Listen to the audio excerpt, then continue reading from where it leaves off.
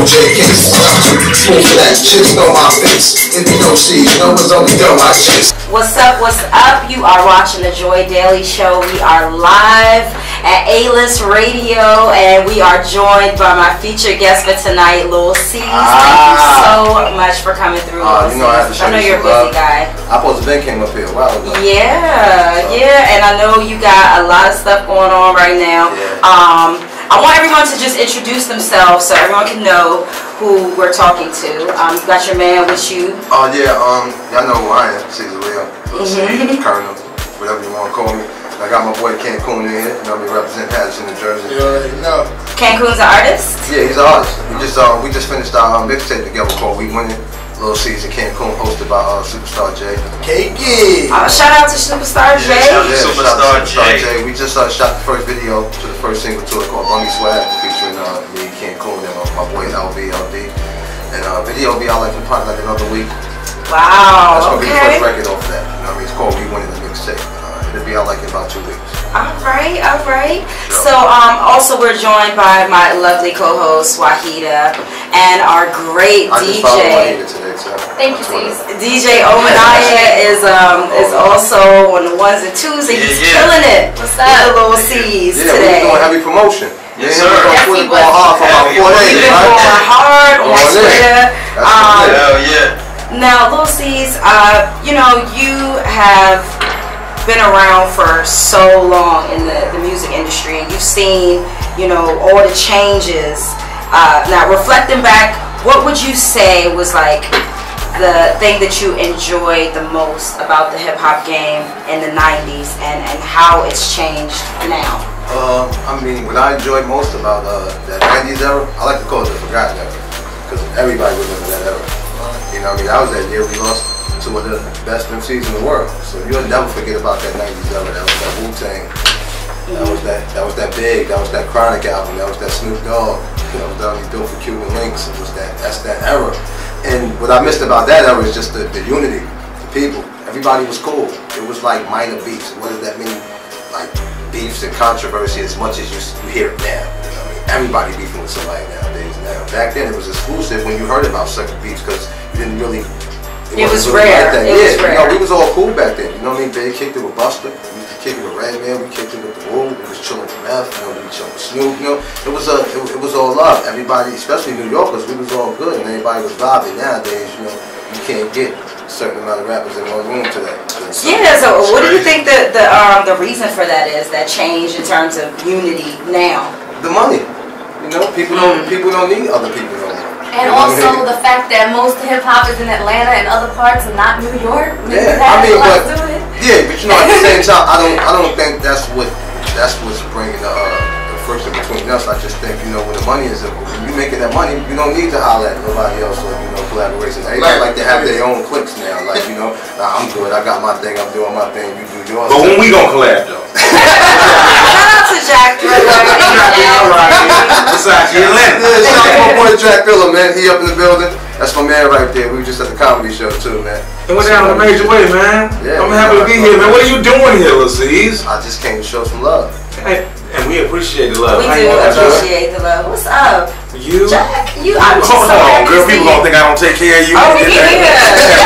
Get the flyaways out. There we go. Fix this up.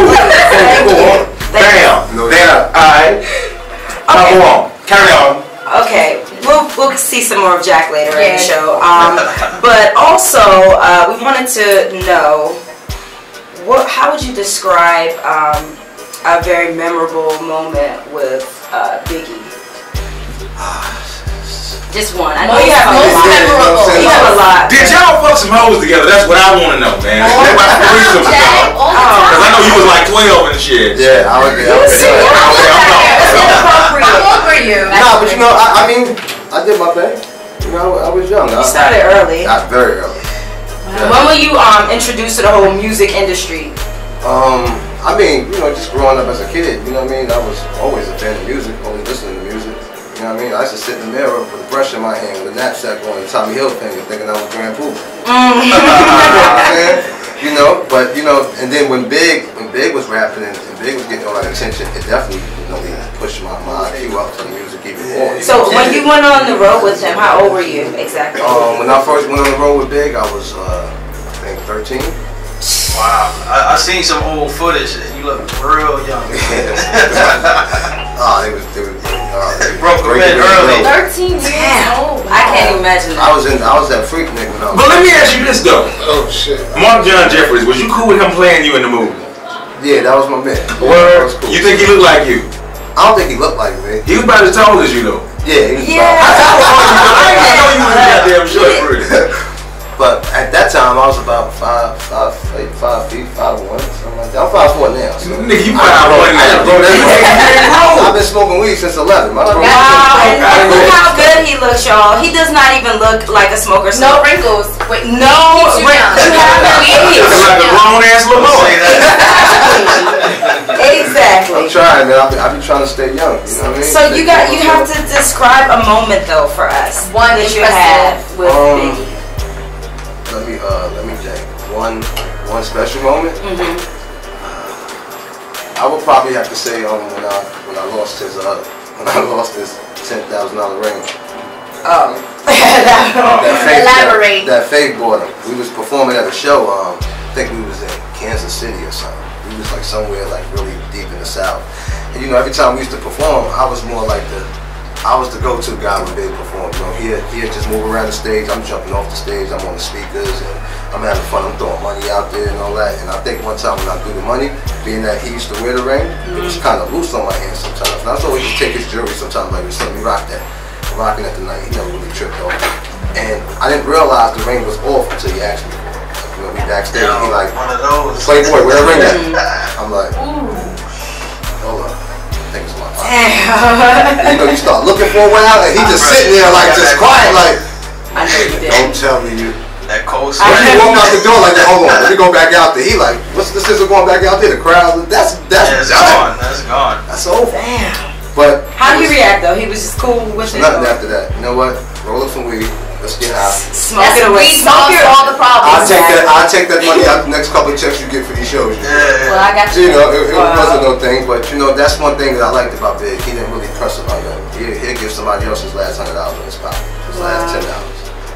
That is beautiful. Just a real cool, humble dude that really just didn't look out for himself. He looked out for a lot of people. It's a lot of people that got careers and lifespans because of what Big created for them.